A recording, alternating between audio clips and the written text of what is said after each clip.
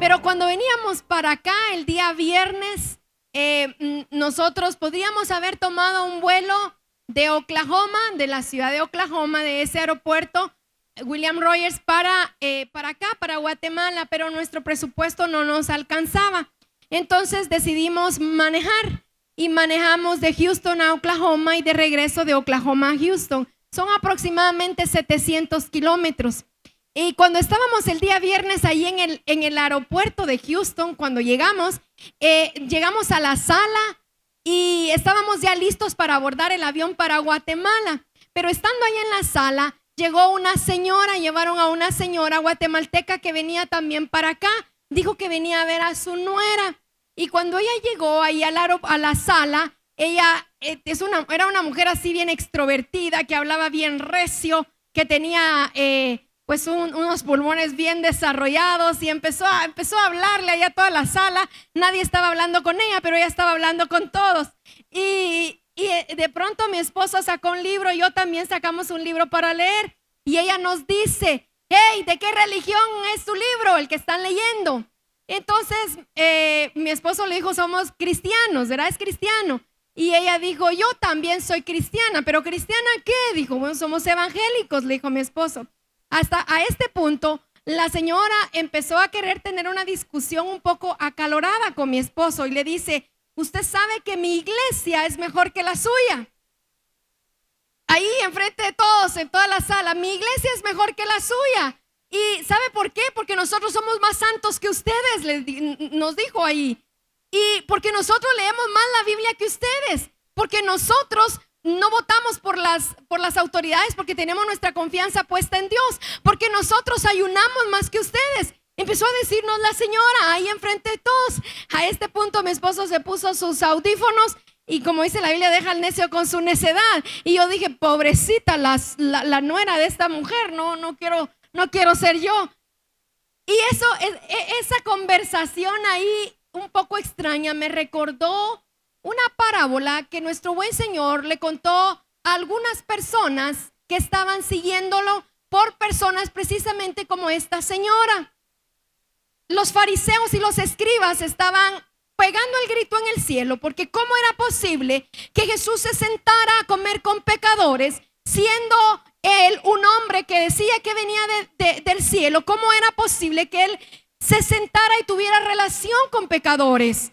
Era Dios, no podía tener relación con pecadores. Tenía que juntarse solamente con personas como ellos, que eran santos, más santos que aquellos otros. Entonces el Señor, al conocer los pensamientos de ellos, les cuenta una parábola. En realidad les cuenta 3 parábolas, y está ahí en el capítulo 15 del libro de Lucas. Yo quisiera que me acompañara. La primera parábola que el Señor les cuenta es la parábola de la moneda perdida, de la oveja perdida, perdón.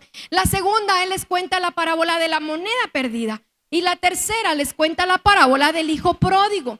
Y quiero que me acompañe, quiero meditar en esta mañana en el capítulo 15 del libro de Lucas, en el versículo 11. Por favor, dice la Biblia, le leo la Reina Valera. También dijo: un hombre tenía 2 hijos. ¿Cuántos hijos? A ver, ayúdeme, segundo culto, ¿cuántos hijos?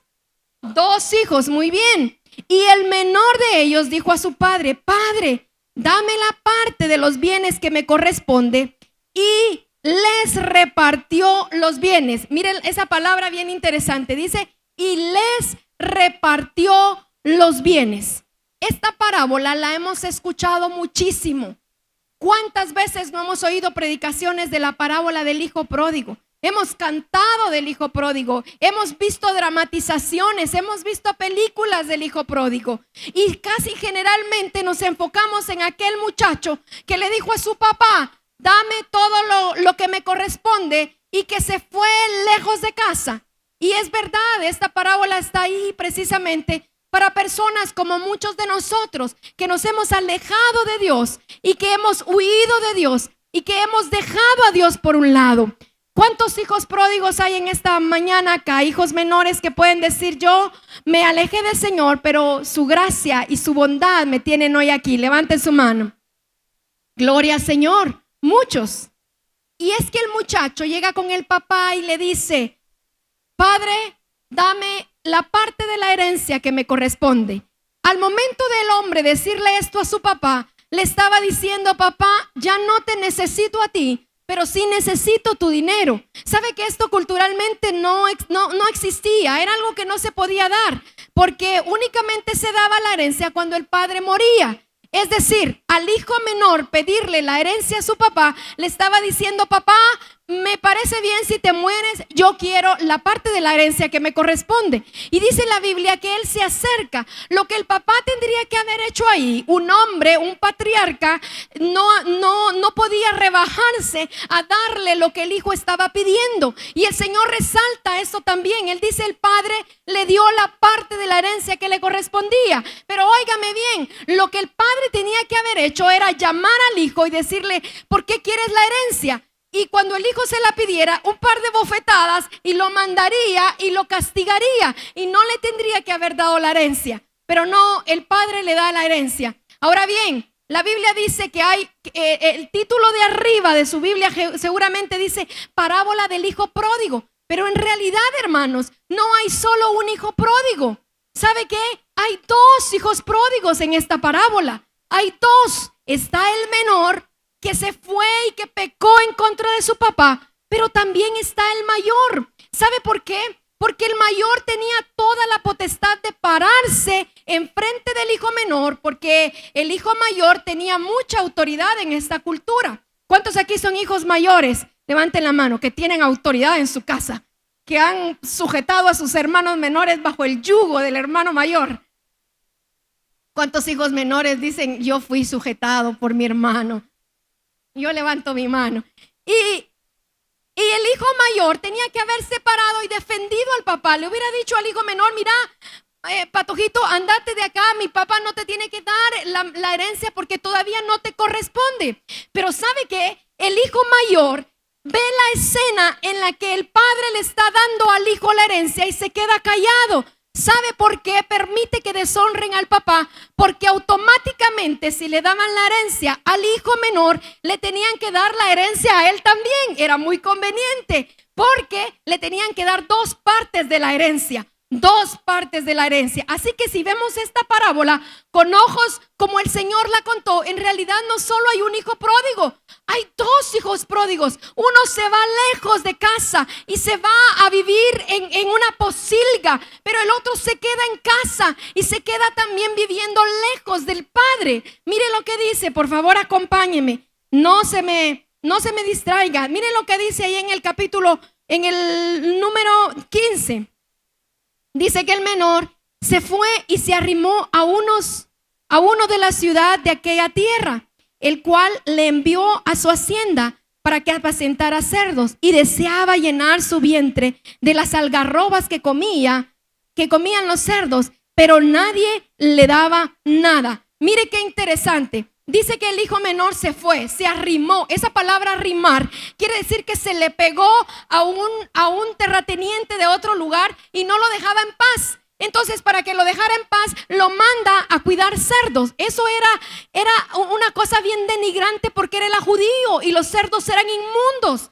Pero él se va lo más lejos de la casa del padre que pudo haber. Pero mire lo que hace el hijo mayor. Vaya por favor al 29. Cuando el hermano regresa y el padre lo recibe, el versículo 29 dice: mas él, hablando del hermano mayor, respondiendo dijo al padre: he aquí, tantos años te sirvo y no habiéndote desobedecido jamás, y nunca me has dado ni un cabrito para gozarme con mis amigos, pero cuando vino tu hijo, te ha consumido tus bienes con rameras, has hecho matar para él el becerro gordo. Su hijo mayor, dice la Biblia en el versículo número 25, su hijo mayor estaba en el campo. Y el hijo mayor estaba en el campo, y cuando se da cuenta de que su hijo menor regresa, que hay una fiesta y una algarabía, el hijo mayor no va con el papá, el hijo menor va con el criado y le pregunta: ¿qué es lo que está pasando ahí adentro? Mire qué relación tan distante la que había en el hijo mayor y el hijo menor. Estando dentro de la misma casa, El hijo mayor estaba distante al hijo menor. Escúcheme, tengo un punto con esto. ¿A qué voy con todo esto, queridos hermanos? Muchos de nosotros nos hemos alejado de Dios. Muchos nos hemos ido lejos de la casa del Padre. Hemos pecado contra Dios. Hemos hecho cualquier cantidad de cosas que hemos podido pensar. Pero el Padre, cuando nos ve a la distancia, ha corrido hacia nosotros, nos ha abrazado, nos ha besado, a pesar de que hemos olido a puerco, y a pesar de que venimos revolcados del mundo. Él nos abraza, nos besa y nos dice: bienvenido, mi hijo, mi hija, nuevamente. ¿A cuántos el Señor ha hecho eso con ustedes? Levanten la mano. ¿Le puede dar un aplauso al Señor? El Señor ha sido bueno con nosotros. Nos ha dado de su gracia, nos ha dado de su favor. El problema es que muchos de nosotros, una vez hemos sido salvos y que las cosas viejas pasaron y todas son hechas nuevas, una vez hemos recibido ese don de salvación, podemos olvidar y podemos ver y hacer de menos a aquellos que vienen todavía encaminados hacia la casa del Padre. Se nos puede olvidar de dónde venimos y podemos pensar y ver de reojo y discriminar a aquel que todavía está en el fango con los cerdos, cuando en realidad ahí mismo estuvimos nosotros también. Podemos pensar como esta señora que estaba ahí en el aeropuerto diciendo: yo sí soy más santo que ustedes. Pero en realidad, hermanos, nada de lo que nosotros tenemos es por nuestros propios méritos, es únicamente por la gracia y la misericordia de nuestro Dios. Que no se nos olvide que todo lo que tenemos y que todo lo que somos es por la gracia y la misericordia de Dios. ¿Dónde estarías tú? ¿Dónde estaría yo hoy si la gracia del Señor no estuviera con nosotros? Si su gracia no nos hubiese revestido. El problema es que algunos ya van en un caminar espiritual porque han buscado más a Dios, porque se han metido más con Dios, porque tienen más años con Dios, porque han dejado muchas cosas que les estorbaba la relación con Dios y han avanzado en su caminar espiritual. Pero ven de menos aquellos que están empezando en otro nivel espiritual. ¿Cuánto daño hacemos nosotros por creernos más que los demás? ¿Cuánto daño hacemos por ser religiosos como los escribas y fariseos? Por pensar que estamos más cerquita del cielo, que ya nos vamos para el cielo con todo y zapatos. Algunos pensamos que cuando vamos al baño hacemos agua bendita como pipí de tan santos que somos. Pero no nos equivoquemos. El Señor nos tiene donde nos tiene, pero es por su gracia. Él nos salvó no por nuestras obras de justicia, sino fue por su gracia y su misericordia. Mire lo que dice el capítulo en Efesios capítulo 2 versículo 8. Leámoslo juntos. Porque por gracia soy salvos por medio de la fe, y esto no de vosotros, pues es don de Dios, no por obras, para que nadie se gloríe. No piense usted que va al cielo porque diezma, no, Señor. No piense usted que va al cielo porque hace buenas obras, no, Señor. Las buenas obras vienen como consecuencia de nuestra gratitud hacia nuestro buen Dios. Pero vamos al cielo no por nuestras obras de justicia, sino porque Cristo, a Él le plujo salvarnos y darnos una vida eterna en Él. ¿Cuántos dicen amén? Si usted sirve, usted lo hace por gratitud. Si usted da, usted lo da por gratitud. Pero no por eso va a ser salvo. No nos equivoquemos. Nosotros hemos visto con mi esposo cómo hacemos de daño a veces, porque juzgamos a aquel que va en camino empezando en la gracia del Señor. Juzgamos mucho a aquel que todavía no ha llegado a donde tiene que llegar. Y lo vemos mal y lo vemos de reojo. Se nos olvida que la iglesia es un hospital para enfermos, y muchos de nosotros estamos más enfermos que otros. Muchos cojeamos más de una pata que de otra, pero todos los que estamos acá luchamos y tenemos tentaciones, y sin la gracia y la misericordia de nuestro buen Señor, todos fuéramos camino al infierno. Pero es por la gracia y la misericordia de Él que vamos camino al cielo, no por nosotros o por nuestra linda cara. Es solamente por su gracia. Hemos visto en algunos lugares y hemos sido testigos en algunas iglesias que dicen en la parte de afuera: no se permite el ingreso a mujeres con pantalón, no se permite el ingreso a mujeres maquilladas, no se permite el ingreso a mujeres con aretes. Queremos que la transformación venga primero y después la relación con Dios, pero nos equivocamos. Primero es la relación con Dios y después es la transformación que Él va a hacer, no nosotros. Yo no puedo cambiar a nadie, Él es el que la tiene que cambiar. No pensemos que porque somos buenos somos evangélicos. No pensemos así. No pensemos que porque somos buenos somos salvos. No, somos salvos. Y como consecuencia de nuestra salvación hacemos buenas obras.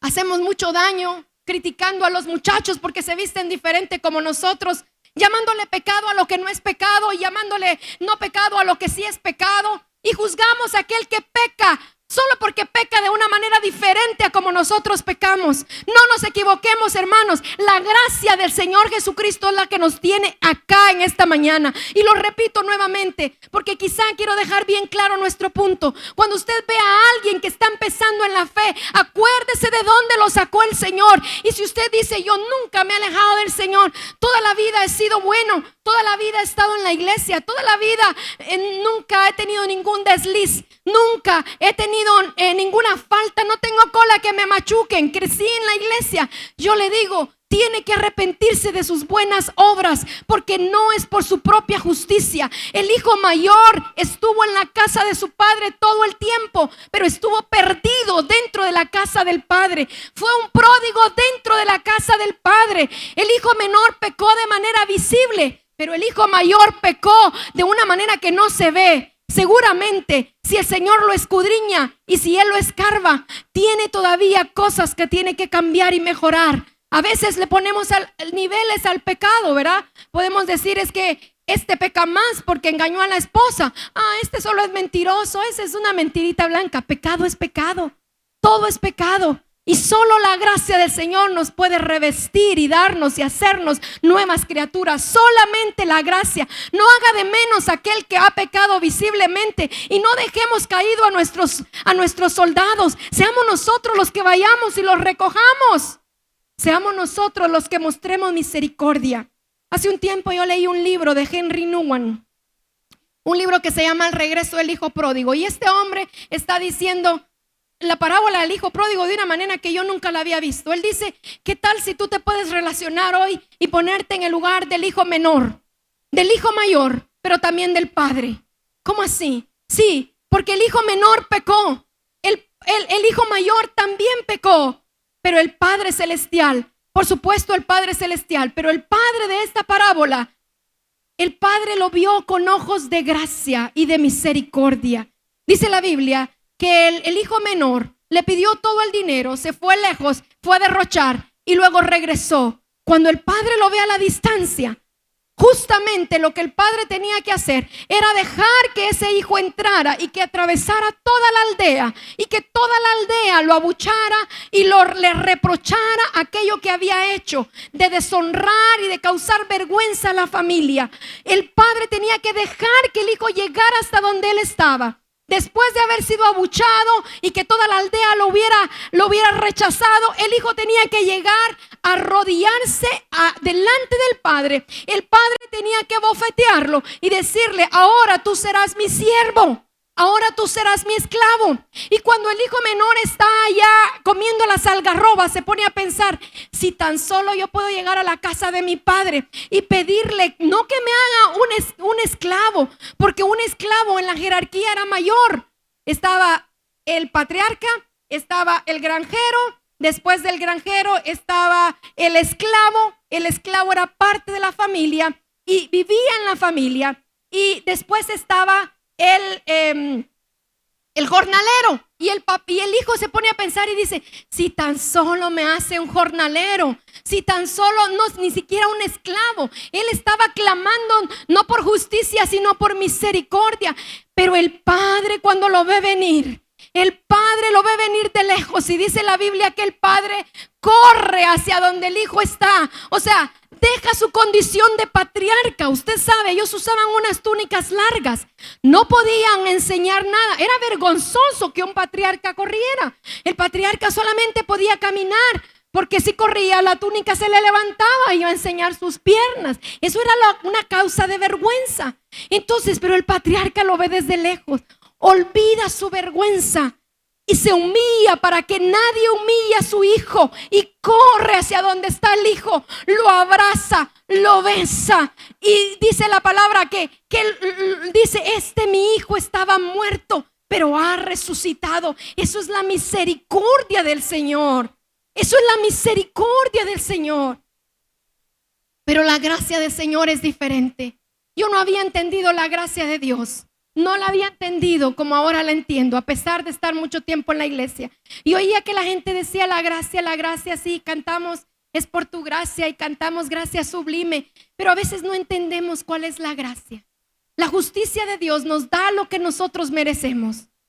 Se ha dicho esto muchas veces. La misericordia de Dios no nos da lo que merecemos, pero la gracia de Dios nos da lo que no merecemos. ¿Cómo así, pastora? Se lo explico. Le decía que estábamos allá en Houston, en Oklahoma. Y estando ahí, nosotros teníamos que manejar 700 kilómetros para llegar al aeropuerto de Houston. Entonces rentamos un vehículo, pero nuestro presupuesto, llevábamos un presupuesto bien limitado, solamente nos alcanzaba para cierto tipo de vehículos. Los que han rentado carros saben que esto va por niveles. Si usted paga poco, le dan un carro económico o compacto. Económico, de medio tamaño, de tamaño grande, o una camioneta, o un carro muy lujoso. Nosotros habíamos rentado el más económico. Y cuando llegamos a la rentadora de autos, los pastores iban con nosotros, los pastores de allá. Ellos llegaron, nos pusieron las maletas en el carro. Cuando vimos el vehículo, era un vehículo así sencillo, ¿verdad? Común, normal. Y bueno, para eso pagamos, era justo que nos dieran el vehículo por el que pagamos. Entonces, cuando entramos al vehículo y encendimos el carro, era una pestilencia a cigarro como usted no puede imaginarse. Apestaba a cigarro, como que los que estuvieron ahí antes, qué sé yo, se habían fumado no sé cuántas cajetillas de cigarro, y el carro apestaba a cigarro. Pero ese era el carro por el que nosotros habíamos pagado. Era justo que nos dieran ese vehículo. Entonces yo puse mis ojitos de el osito, el gatito de Shrek, ¿verdad? Y fui con el gerente y le digo: este carro huele mal, ¿nos podrían dar otro? No, claro que nos podían dar otro, pero teníamos que pagar más. Entonces yo les: ¿nos pueden dar otro? Y hallamos gracia ante los señores. Y entonces dice: bueno, sí, agarren ese otro carro que está allá. Era una camioneta, así de esas bien lujosas, bien bonitas. Entonces nos pusimos muy contentos y no teníamos que pagar nada. Pero cuando metimos las cosas al carro, la misericordia de estos señores que nos habían dado esta camioneta, resultó que a la par había un carro más lujoso. De esos carros así que ya hablan, de esos carros que uno tendría que pagar muchísimo más para que le dieran un upgrade, es decir, para que le dieran un carro como ese. Y era un carro así de lujo. ¿Cuántos se acuerdan del auto fantástico? Así, ¿cuántos son de mi época? De aquellos que solo Kit, ven para acá, ¿verdad? Casi que hablaba el carrito. Uno lo podía encender desde fuera. Y el hombre, el manager, era un no sé, como ruso, polaco, algo así. Se acerca, dice: pueden tener este otro carro, nos dijo. Pueden usar este otro carro. El negro, el más caro. Sí, pueden tener. Y gratis, le dice mi esposo. Sí, llévenselo de gratis. Hermanos, nos metimos las maletas en ese carro. La justicia era que tuviéramos el menor. La misericordia, por misericordia nos dieron uno mucho mejor para no llevar el otro.